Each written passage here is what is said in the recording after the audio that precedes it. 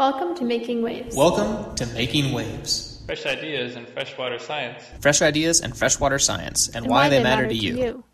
Making Waves. Making Waves is brought to you. Making Waves is brought to you with support from the Society for Freshwater Science.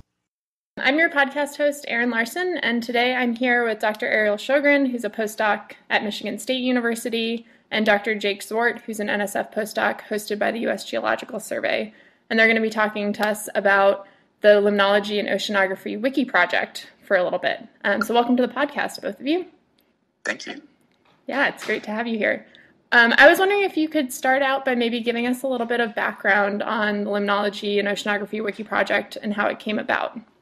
Yeah, sure. So the WikiProject Limnology and Oceanography is a group of Wikipedia editors whose goal is to improve the quality and quantity of aquatic information on Wikipedia.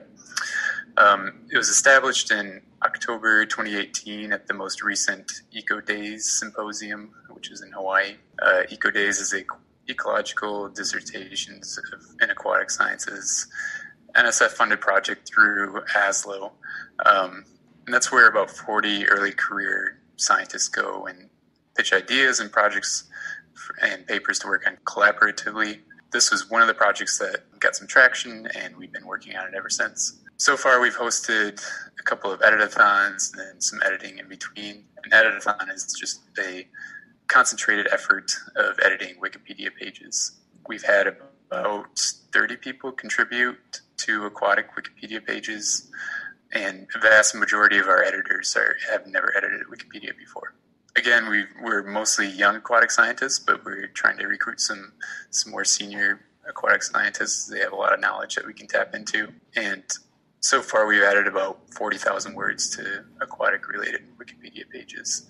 And the readership of the project is very large, of almost 100,000 views every day.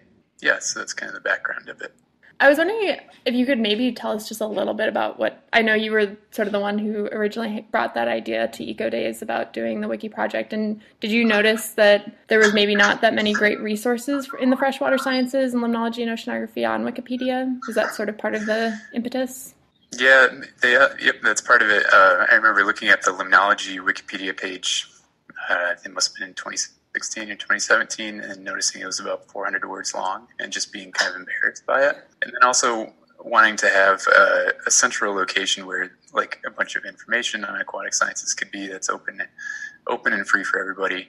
And Wikipedia is great for that because it's an largest open access project in the world with over 300 languages and millions of pages, and it's the 5th most visited website globally. Kind of the lack of information of aquatic information, then also having like this central repository was kind of some of the inspiration got from it. And so for folks who might not have already been involved in editing Wikipedia or might be intimidated by it, I know I certainly was when I first started. Could you both tell us a little bit about sort of what editing actually entails, how you go about editing a Wikipedia page, and what a wiki project actually is? Yeah, sure. So I think editing Wikipedia is easier than editing a Word document now. And Wikipedia has spent a lot of effort trying to lower the barrier for new editors. And I think with great success. And they have a lot of tools to help you find citations and images and all this other stuff for whatever topic that you're writing about. You can get more complex, obviously, like if you've been editing for a long time and want to do some more code-based editing, then that's also available. But I think it's really easy to get started for editing if you're new to Wikipedia editing. There's a lot of point and shoot, point and click interaction with the Wikipedia editing page. So they make it very easy to add citations, to add sections. I think that was something that was surprising for me. I thought it would be more code-based, like Jake was saying, but when you actually go into one of the views for editing, it's very, very point and click. Yeah, really easy. Yeah, that's awesome. I agree. I feel like it's a lot easier than I initially thought when I first started doing it. And do you feel like, I know that sometimes on Wikipedia, people might get worried about the fact that anyone can edit it. How does Wikipedia kind of make sure that the information that's on there is accurate?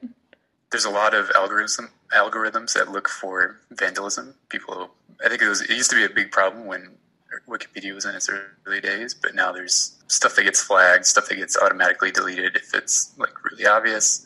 Then there's also a lot of dedicated Wikipedians that volunteer their time that just monitor a lot of the pages. And so most of the time, if I'm watching a page, I'll get a notification if something has changed. I go to that page, and most of the time when there has been vandalism, it's already been removed, and it's within minutes of that. And so it's, I don't see it as a big problem anymore. And obviously there are some pages that are more contentious than others, like climate change, for example. But I would say the most of the pages are, you don't have to deal with that or worry about that very much. So I was curious, so I know it's obviously the Limnology and Oceanography Wiki project, but for our audience, which is mostly folks involved with the Society for Freshwater Science, I was wondering if you could talk specifically about why freshwater scientists in particular might be interested in becoming part of this wiki project. I think a big part of it was when Jake brought this to Eco Days, just simply Googling something that I work on. Like if you could Google hyporheic zones, the page was probably one paragraph long, and hyporheic zones are people's entire dissertation. You know, there's a lot of information that we know as experts that we could translate then to someone who might be, you know, trying to figure out what a hyporheic zone is, either a high schooler or someone who's trying to manage these systems. And ultimately, Wikipedia pages are one of the first things that pop in when you Google it. So I think from that perspective, it's really important to provide very complete, readable information on these sorts of platforms because it is one of the first accessed websites. And if you Google something that you do, why not, you know, add to that knowledge? Because you have it in your brain. You might as well just type it out. Yeah, just to add to that, I think as scientists, we're kind of in a position of privilege too, of having all this knowledge. And there's a lot of people that don't have the knowledge or access or journal subscriptions or access to it through institutions and stuff. And so I think it's kind of a little bit of a moral obligation to share this information with people that don't have access to it. Adding on to Ariel's comments too, I think there's also selfish reasons for editing Wikipedia. You know, either practicing like communication skills or just expanding your knowledge base of aquatic information. Like I know I've learned a lot of editing Wikipedia or just reading Wikipedia. And so I think those are some other benefits that you can get out of editing. Yeah, that's awesome. I read an article recently about using Wikipedia in the classroom too as a teaching tool, like editing it as a way for instructors to help their students learn about a particular topic. Another inspiration for that was actually Dr. Rebecca Barnes at Colorado College. She does exactly that, where she has students add pages, I think specifically for women in STEM. Mm-hmm. So many aquatic women in STEM pages have been edited by your students. It's a really very cool initiative there. And hopefully maybe some of our listeners now have their interest piqued in learning more about editing. So I was wondering, I know there's a workshop that is going to be at the SFS annual meeting this year in Salt Lake. And I was wondering if you could give us some details about that. But basically there's a workshop at SFS that will be on Sunday from 2 to 4, I believe, so bring your computers. But it's just going to be a really informal workshop to go through how you set up an account to edit Wikipedia in relation to the WikiProject Limnology, and then how you actually go in and edit each page, and then also going into some of the metrics of looking at page views and page improvement. And this is all kind of in preparation for an edit-a-thon that we will be hosting at some point in June, which basically we're calling for people who want to edit Wikipedia for a couple of minutes to a couple of hours to contribute to this kind of group virtual effort towards improving freshwater pages. And the workshop is free, correct? Yep, it's totally free, and we don't have any cap on participants. So if you're willing to come sit for a little while and learn, we're more than happy to have you. Or just find one of the LNO or WikiProject LNO people who have been tweeting about it. A couple of us will be at SFS. So if you're interested in learning more and don't want or can't come to the workshop on Sunday, I'm more than happy to talk to you about it and walk you through it, because it would take probably 5 minutes. Awesome. That's awesome. Great. Thanks, Ariel. And so to sort of wrap up, I was wondering if you guys could talk briefly about sort of the future goals and vision for the LNO, the Limnology and Oceanography Wiki project? Yeah, I think there's a few goals and visions that we have in mind. Some of them are short-term, some are long-term. I think short-term, we're just kind of focused on recruiting more editors, either through the workshop, like Ariel said, or edit-a-thons. We had also talked about some video tutorials that, if you can't make it to a workshop or for whatever reason can't do it at that time, you can look to this video tutorial for help. I think I mentioned earlier that a lot of our editors are young. We would like to get some more senior researchers because they have a lot of knowledge, a lot of experience, and that they can add to some of these Wikipedia pages.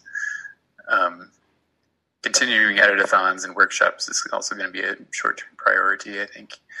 And then also, I think some longer-term goals is, we're focused on, the English Wikipedia right now, but there's 300 other Wikipedias, all these 300 languages. Connecting to those other either wiki projects or pages and translating some of these pages is a longer term and very lofty goal, but a lot of work that can be done there. I think another aspect of this is we would love for other people to take this on and be a part of the project. Like if other people want to host workshops or do training exercises or just contribute on your own, we are more than happy to have you. So feel free to come join the Wiki Project. Thank you both. And I will be sure to link to the Wiki Project and contact info for both of you in the show notes for the episode as well, so people can get in touch if they have questions and look through the Wiki Project page to get a better sense of what it all entails. Thank you to both of you for joining us today on the podcast. It's been a pleasure talking to you about the Wiki Project. Thank you, Erin. That's great. You've been listening to the Making Waves podcast. For more info, please visit us online at the Society for Freshwater Science webpage. Tune in next time for another fresh idea in freshwater science.